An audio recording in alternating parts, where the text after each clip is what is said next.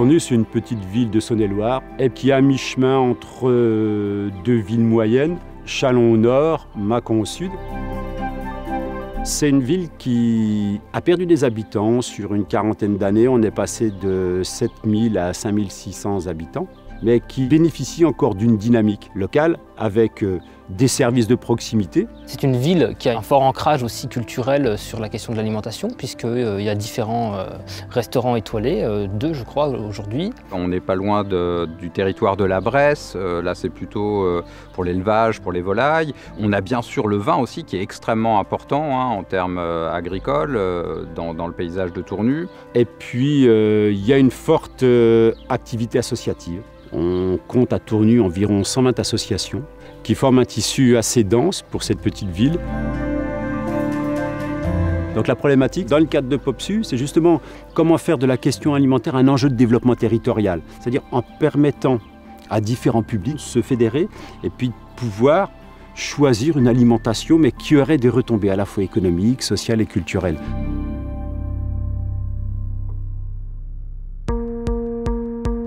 Le maire qui nous précédait avait pour projet principal de construire une nouvelle grande surface commerciale. C'était la 5e, puisqu'on en a déjà 4.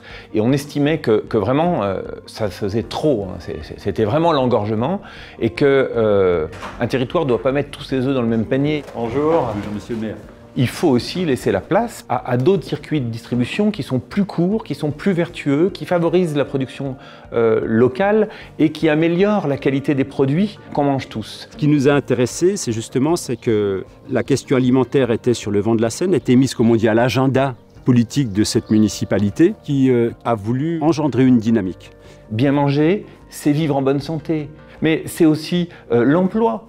On développe aussi l'autonomie par rapport aux multinationales.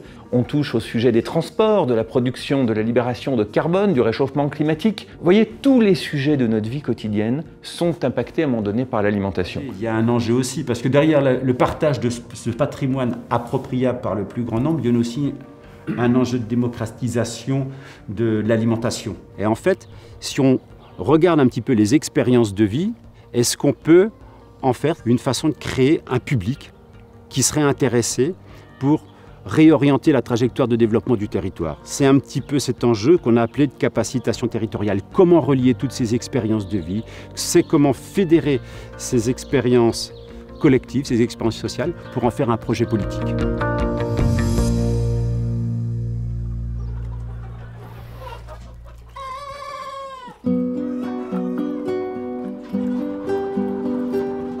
Je suis installé depuis 83. On a 240 vaches à la traite matin et soir. Parallèlement à ça, on fait de la volaille de Bresse. C'est une exploitation très diversifiée. Le circuit pour le lait, c'est pas compliqué, c'est 100% en coopérative. Ils nous ramassent le lait tous les 3 jours. Les poulets, donc on a un abattoir qui nous en prend à peu près 300 tous les 15 jours. Et parallèlement à ça, on fait de la vente à la ferme, c'est-à-dire que les gens nous commandent des volailles. L'industrialisation, le développement des transports, le développement de la conservation des aliments sont un petit peu les piliers en fait de notre système moderne, délocalisé, mondialisé. Ils sont porteurs en fait d'éléments bénéfiques dans un premier temps. Au XIXe siècle, au fur et à mesure que le réseau de voies ferrées se développe en France, mais plus généralement en Europe, en fait, on s'aperçoit que les famines des territoires, le manque alimentaire sur les territoires diminue. Depuis toujours, on a nourri les gens d'une certaine façon. Maintenant, on sent qu'il y a une autre attente de la société et je pense que aussi les agriculteurs ont pris conscience qu'il y avait d'autres façons de travailler. On a eu un phénomène de déconnexion entre le système alimentaire et le mangeur. Et au fond, la démocratie alimentaire, c'est le moyen de reconnecter ces deux choses. Et de plus en plus, on remarque, par exemple, dans les installations de jeunes, c'est souvent la vente directe qui est mise en avant sur notre exploitation. On continue notre exploitation comme on l'a pratiqué jusqu'à présent. Et en plus, on développe à côté une partie vente à la ferme pour diversifier, parce qu'on sent qu'il y a une demande et que les gens sont réceptifs à ça. Et de ce point de vue-là, effectivement, les producteurs ont un rôle extrêmement important parce que c'est eux qui vont permettre aux mangeurs d'avoir partiellement accès à une ressource alimentaire locale.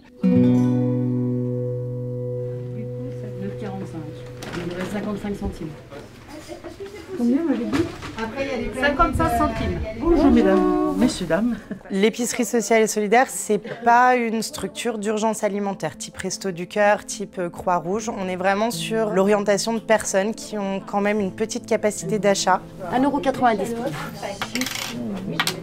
Et un œuf. Eh ben, super. Merci beaucoup. On a beaucoup de personnes qui viennent à l'épicerie et qui se disent, bon bah déjà si on peut avoir de temps en temps une salade, bah, c'est déjà bien. Prendre par contre 2-3 peut-être abricots. Les légumes, c'est cher.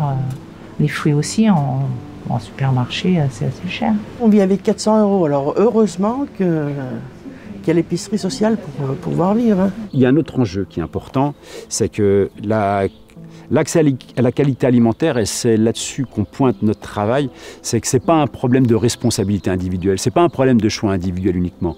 C'est aussi un problème d'organisation sociale, c'est un problème d'action collective pour permettre à des individus qui pourraient être plus ou moins éloignés, pour des raisons sociales, culturelles, d'accéder à une alimentation de qualité. On s'est dit que pour pouvoir amener une alimentation saine, on avait deux choix. Soit on passe par l'achat, soit on le fait nous-mêmes. On s'est dit l'idée de monter notre jardin pour alimenter l'épicerie sociale, que c'était la meilleure idée en tout cas, et le circuit le plus court et le plus local possible qu'on pouvait mettre en place.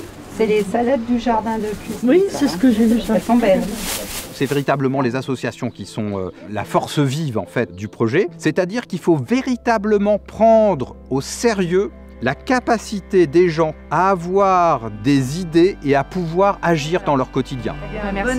Bon après-midi, à bientôt. Bon retour.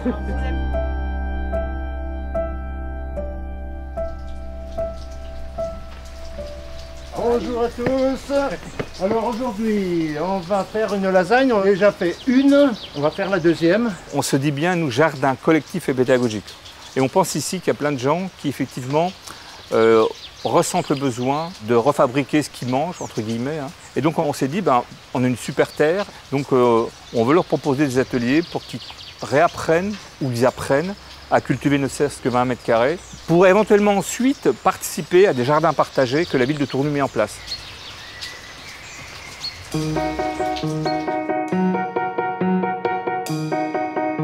Une épicerie ambulante, c'est un tout petit magasin sur roue et qui se déplace jusque chez les gens. Bonjour. Bonjour Sophie. Ouais, j'ai 100 ans et 5 mois. C'est déjà pas mal. Hein. Ah, paquet de beaux frère. C'est ça? Ouais, c'est bien, merci.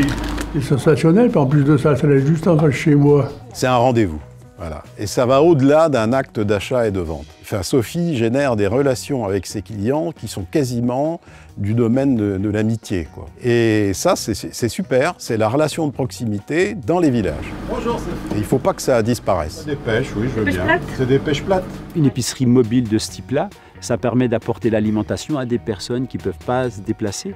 Ce n'est pas un service public, mais c'est un service rendu au public. Il y a une forme d'égalité d'accès à l'alimentation qui est travaillée avec le fait que ce soit la nourriture qui se déplace vers les gens, mais les gens qui n'aillent pas vers les lieux de consommation. Et c'est un enjeu de maintien, de lien social au sein de la ruralité qui est vraiment important. Le problème, c'est que mon camion, il avait 26 ans, il était trop vieux et les longerons étaient en train de rouiller, donc il fallait changer de camion. Moi, comme j'ai travaillé dans le temps dans une chambre de commerce à Paris, je lui ai dit, écoutez, si vous voulez, on peut regarder toutes les formules de financement possibles.